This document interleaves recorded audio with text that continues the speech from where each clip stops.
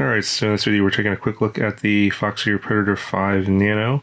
I also have the Predator 5 Micro coming as well, but I don't think there's going to be a whole lot of difference between these in terms of the image.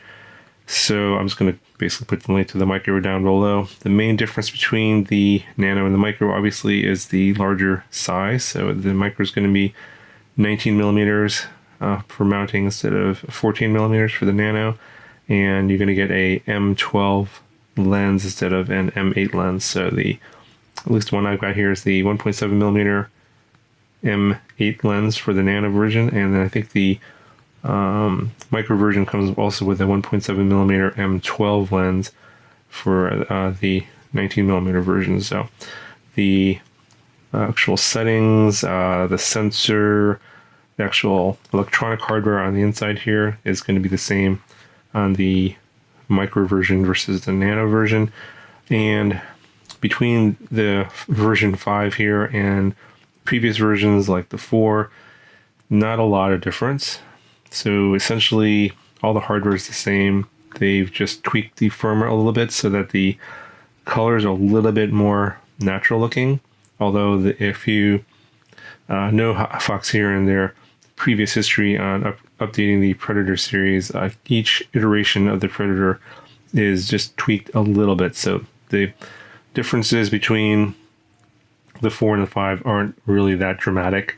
I'll link the review to the Predator 4 and you can look at that same image, that same park that I fly at previously, and you'll see that it's not a whole lot different. I think the sky color is a little bit more natural looking.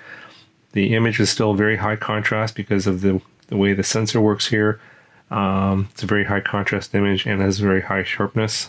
Obviously, there's a lot of people that like that, so they try and keep the changes to a minimum so that they don't upset people that are using the older version.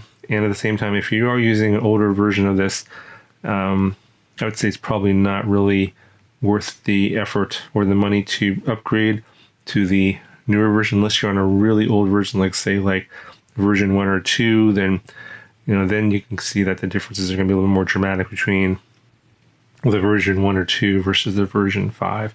So that's, I would say, if you have a version 4, I would say, yeah, probably wait till version 6 or 7 comes out. I'm sure that's going to be out in probably about 2 months from now.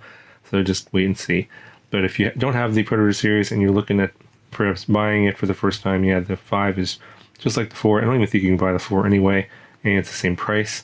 And it's got all the same, same features, 1000 TV line sensor, 4 millisecond latency, so it's ultra low latency, all that. The version I have here has got the connector, of course, and they have a version that has solder pads instead. So if you prefer that instead of the connector, that's the other version that's available. And of course, the case color also comes in black instead of red.